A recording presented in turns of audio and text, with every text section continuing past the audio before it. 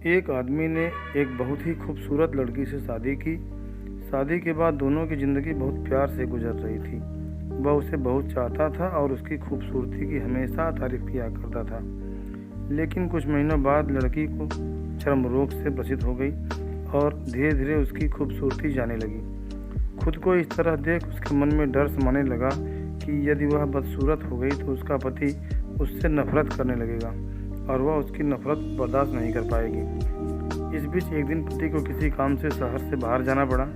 काम खत्म कर जब वह घर वापस लौट रहा था, उसका एक्सीडेंट हो गया। एक्सीडेंट में उसने अपनी दोनों आंखें खो दी, लेकिन उसके बावजूद भी उन दोनों की ज़िंदगी सामान्य तरीके से आगे बढ़ती रही।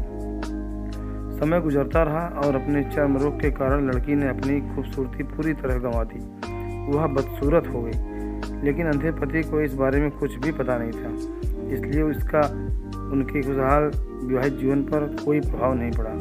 वह उसे उसी तरह प्यार करता रहा। एक दिन उस लड़की की मौत हो गई।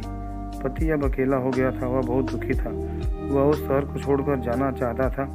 उसने अंतिम संस्कार की सारी क्रियाविधि पूर्ण की और शहर छोड़कर जाने लगा।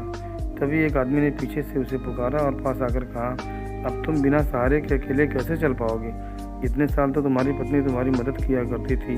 पति ने जवाब दिया, दोस्त, मैं अंधा नहीं हूँ। मैं बस अंधा होने का नाटक कर रहा था, क्योंकि यदि मेरी पत्नी को पता चल जाता कि मैं उसकी बदसूरती देख सकता हूँ तो यह उसे उसके रोग से ज़्यादा दर्द देता। इसलिए मैंने इतने साल अंधे होने का दिखावा किया। वह बहुत अच्छी पत्नी थी। मैं बस उसे खुश रखना चाहता था। सीख यह है, खुश रहने के लिए हमें भी एक दूसरे की कमियों को प्रति आंखें बंद कर लेनी चाहिए और उन कमियों को नज़रअंदाज कर देना चाहिए। जय श्री राधे कृष्ण।